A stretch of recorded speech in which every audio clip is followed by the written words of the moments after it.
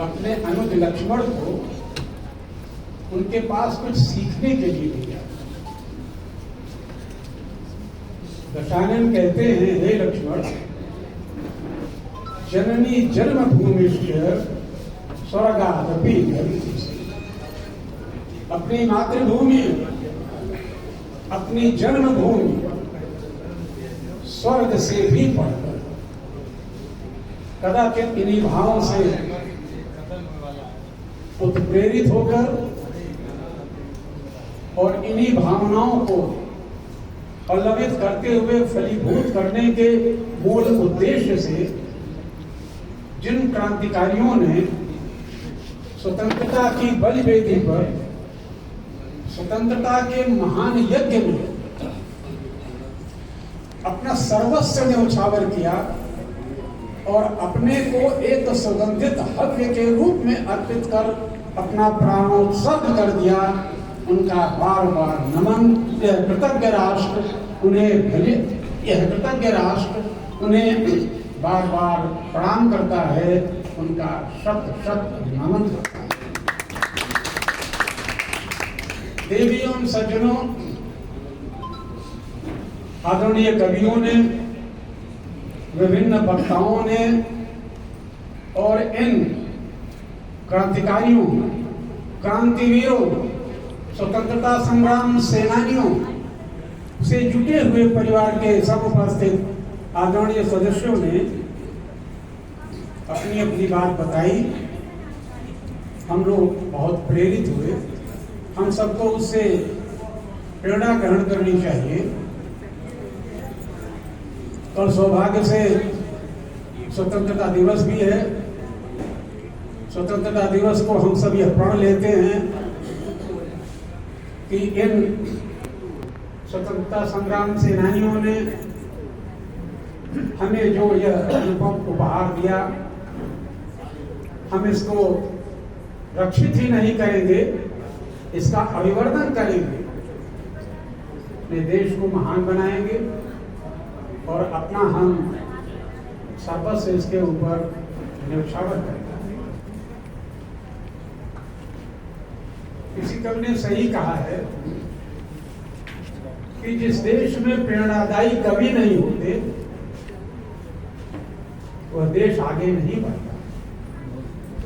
बचपन में हमने पढ़ा था, जो भरा नहीं है भावों से, जो भरा नहीं है भावों से, बहती जिसमें रसधार नहीं, वह हृदय नहीं पत्थर है, वह हृदय नहीं पत्थर है, जिसमें स्वदेश का प्यार है। क्या वो बलिदानी रहे होंगे? क्या वो अमर क्रांतिकारी रहे होंगे? 9 अगस्त 1925 का वह दिन, 8 डाउन सहारनपुर लखनऊ पैसेंजर जो सहारनपुर की ओर से शाहजहांपुर की ओर से आ रही थी, इनका क्या वो अदम्य साहस रहा होगा, क्या उत्सर्ग की प्रेरणा रही होगी।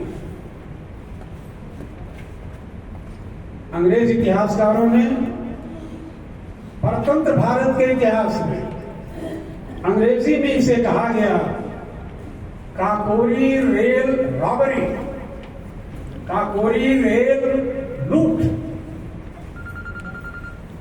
जो क्रांतिकारी अपने मातृभूमि पर सर्वस्व न्यौछावर करने के लिए, अपने प्राणों को अर्पित करने के लिए तैयार है, अच्छा, क्या वो डकैत हो सकता है? क्या वो लुटेरा हो सकता है? ठीक है, हथियारों के लिए पैसे की कमी थी और ट्रेन के एक बोगी में, बड़े बड़े झोलों में नकद धनराशि रखी हुई थी,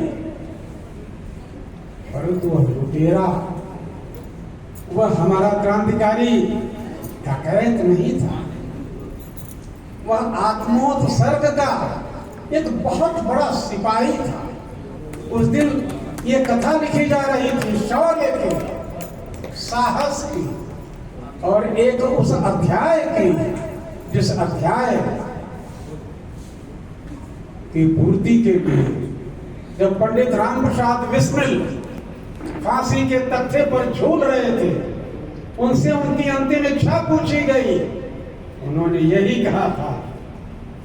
आदरणीय उद्बोधक महोदय बार बार उसे दोहरा रहे थे, सरफरोशी की तमन्ना अब हमारे दिल में है, देखना है कुबत कितनी बाजुए कातिल में है। कितने भारतवासियों को गोली मारोगे? कब तक हमें परतंत्र बनाए रखोगे? स्वतंत्रता हमारा जन्म सिद्ध अधिकार है। यह अधिकार हम लेकर ही रहेंगे। यह मातृभूमि हमारी है, इसे हम प्राप्त करके ही रहेंगे। इसी के साथ जैसा पूर्व वक्ता ने कहा, हमें इन भावनाओं को जन जन में, उनके रुधिर के कणों में संप्रेषित करना। आज हमारा भारत विकास के चरमोत्कर्ष पर, आज हम विकासशील देश से उस पंथ में जा रहे हैं जब हम विकसित भारत के रूप में एक नए कीर्तिमान को स्थापित करें। चाहे सैन्य शक्ति हो, चाहे अन्नोत्पादन हो, चाहे शिक्षा का क्षेत्र हो, चाहे विज्ञान हो, तकनीकी हो, जो भी क्षेत्र में हमारा भारत कहीं पीछे नहीं है। परंतु देवियों एवं सज्जनों, यह आवश्यक है कि इस गति को हम बढ़ाए रखें। अपने उन स्वतंत्रता संग्राम सेनानियों के सपनों को पूरा करें जो स्वप्न उन्होंने देखा था, जिस स्वप्न को देखते देखते हंसते हंसते फांसी के फंदे पर लटक गए और अपना सर्वस्व न्यौछावर कर गए। उन्हें लालच किसी का नहीं, किसी वस्तु की लालच नहीं थी। आज हम जो लालच में फंसे हैं, इसे हमें दूर करना होगा और भारत के उस गौरव को स्थापित करना होगा जिस गौरव के लिए इनका प्रारंभ हुआ है। इसी के साथ हम कल जो स्वतंत्रता दिवस है, इसकी बधाई देते हैं। परसों कृष्ण जन्माष्टमी है, इसकी बधाई देते हैं। आपका अभिनंदन करते हैं, अभिवादन करते हैं और समस्त आयोजकों के प्रति कृतज्ञता ज्ञापित करते हैं। आपका यश बढ़े, भारत माँ का मंगल हो, भारत माँ का यश बढ़े, भारत माँ का यश बढ़े, भारत माँ का यश बढ़े। जय हिंद।